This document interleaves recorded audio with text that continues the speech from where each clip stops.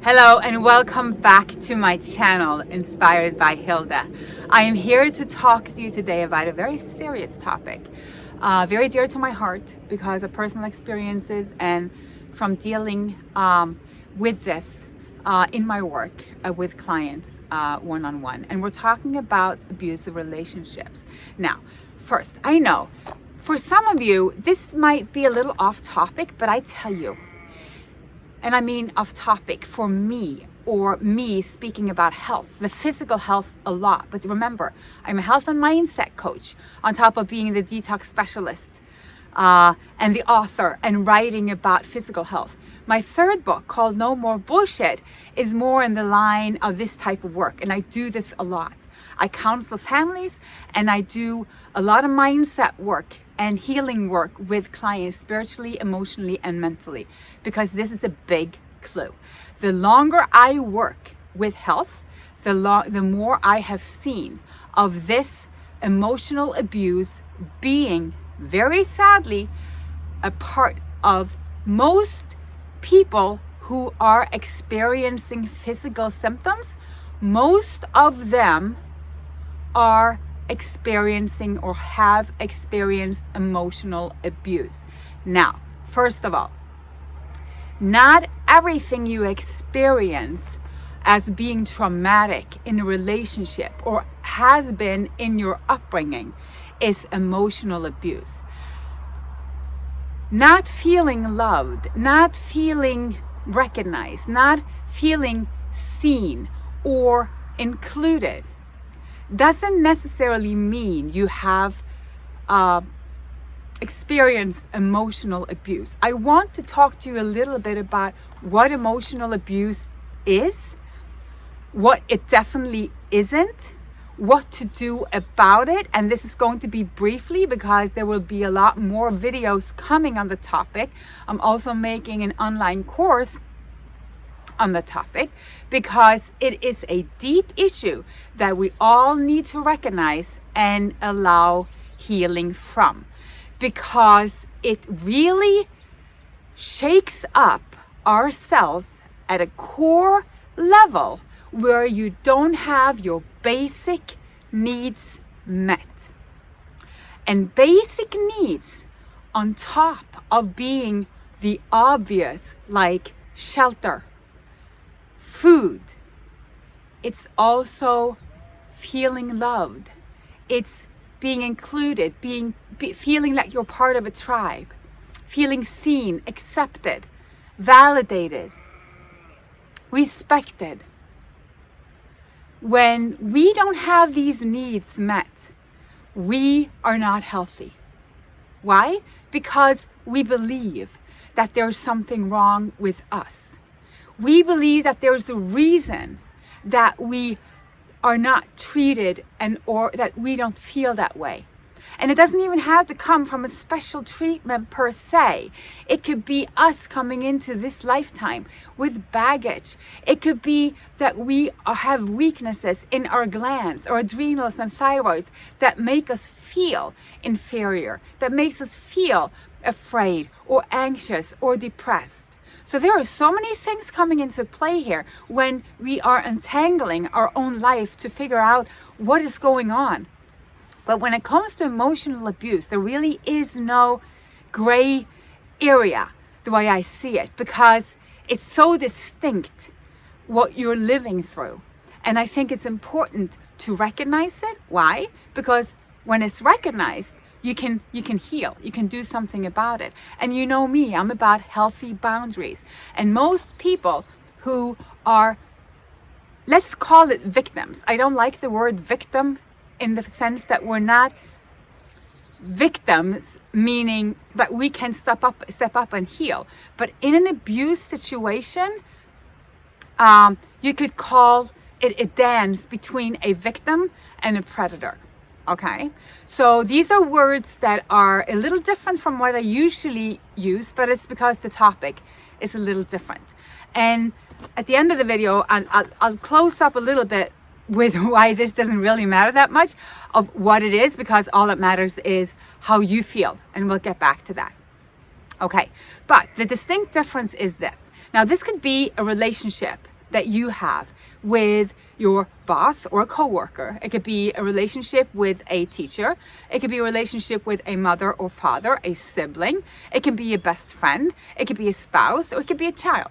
So it can literally be anyone, but it's most of the time a relationship with someone that means something to us, meaning they can trigger us. Like if you met an emotional abuser or a so-called narcissist that was a bus driver, you really wouldn't care because they have no impact on your life. So you need to have an emotional investment in the relationship to suffer from this abuse. Okay, makes sense? So what does it mean, emotional investment? Well, it means that you're sharing an emotional attachment. Now, as a little diversion, you can go to my video called Cutting the Cords Exercise. That's a great place to start to undo the emotional attachment as being something that comes from a need that you're both feeding off each other. Because there are a certain type of people that will allow abuse. Let's take that first. There's a certain type of person that will allow abuse. Now, who is this? Well, first of all, it's the type of person that has been told or shown from very little, or programmed from very little, or brainwashed from very little, that this is how the world is. This is how you're supposed to be treated. Meaning before you were told, or before you recognized that there was such a thing as a healthy boundary, you were taught otherwise, that you didn't have any boundaries, that it was okay for you not to feel okay. It was okay for others to treat you in a way that you didn't feel good about. Now, there are still some people that will adopt to this whole abusive lack of basic need patterns. And that's those with a lot of empathy. So people with a very high level of empathy, people that are very patient, that endure, people that easily forgive, people that are willing to work on themselves first. People that think very positive thoughts, thinking this will get better. If I only, there are a lot of patterns that I can't go into everything in this short video, but a lot of those, and you get the picture, a lot of those patterns, which are also the traits of very strong people, very compassionate people. These are, and I'm sure you might be one of them, very open to allowing emotional abuse when not having been taught how to recognize it, how to set the healthy boundaries, or how to act or to experience self-love. Because ultimately we know this, when you love yourself deeply, you will not allow anyone to treat you with anything but respect, love, dignity, and empathy. And that's the big clue. When you're talking about abuse, okay, so back to, it could be anyone, right? Now, let's just say that it's it could be anyone. I'm not even going to put that into play. It could be anyone.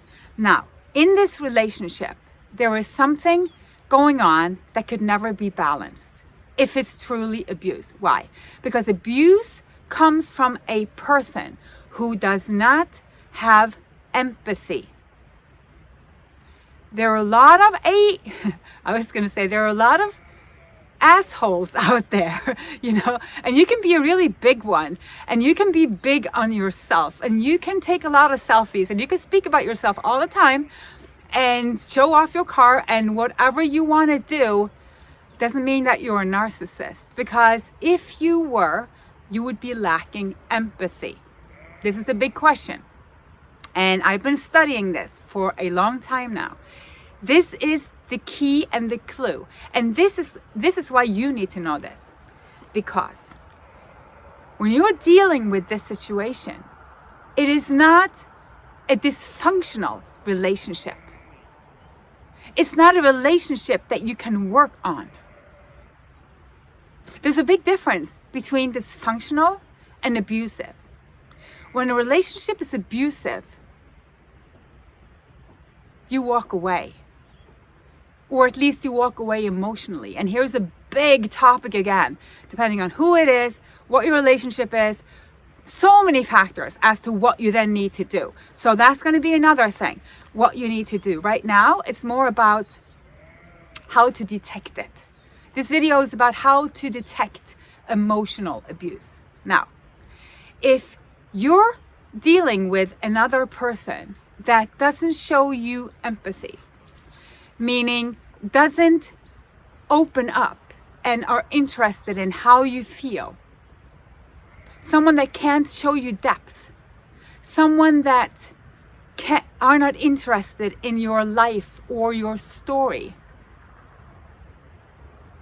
someone that makes you feel, and here's the big clue, someone that makes you feel smaller, not important, not seen, not validated, someone that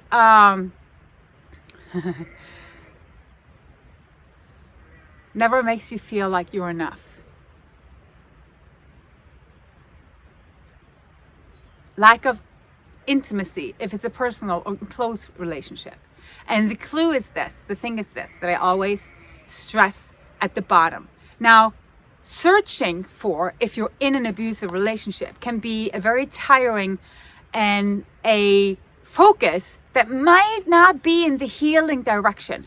But you know me, when we know better, we can do better. So, when you look around and you have anyone in your life where you're around them and you feel worse, or you feel like crap, or you feel the energy of something that is not loving towards you, because we're talking about a lot of passive aggressiveness in this type of duality, then it really doesn't matter what we call it, does it? Because this is obviously not for you.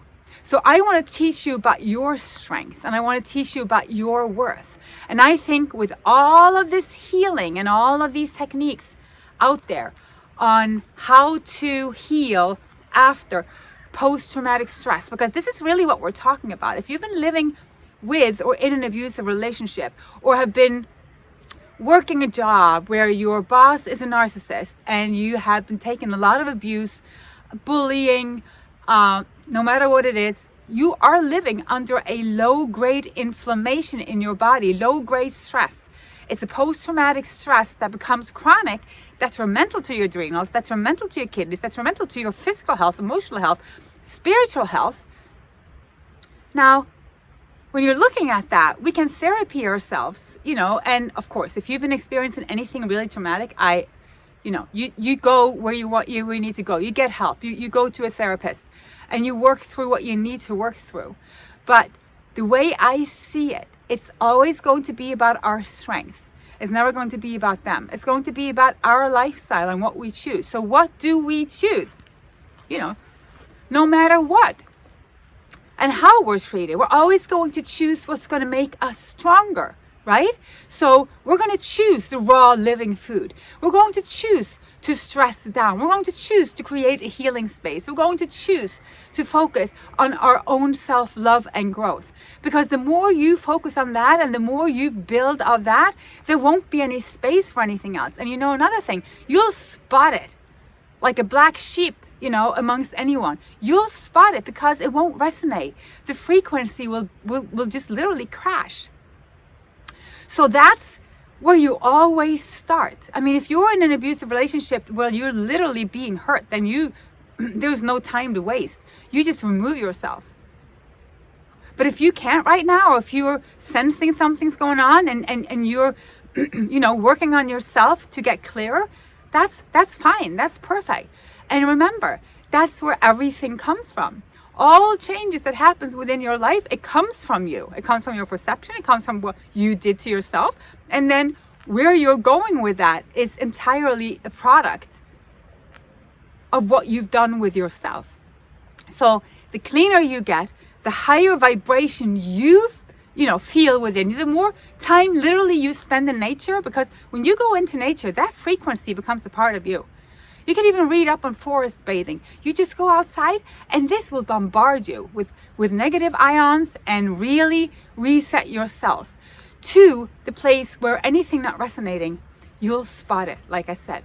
And when you start ingesting raw living foods, same thing will happen. You will change to the point where you will see what's not good in your life. It could be relationships, it could be your job, it could be anything. It could be any pattern that you've had. When you start shedding the old, only the good can come in.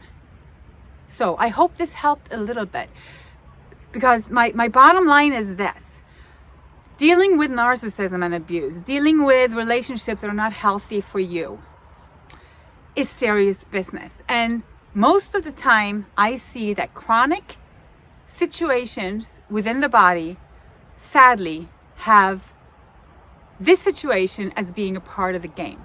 That's why it's so important to reach out, and you can reach out to me through inspiredbyhilde.com. I do one-on-one consultations, and we never have a single leaf unturned when it comes to revealing your health, because this is what it's all about. And I'm not saying that you can't be happy just because you're not always healthy and blah, blah, blah, blah, blah. No.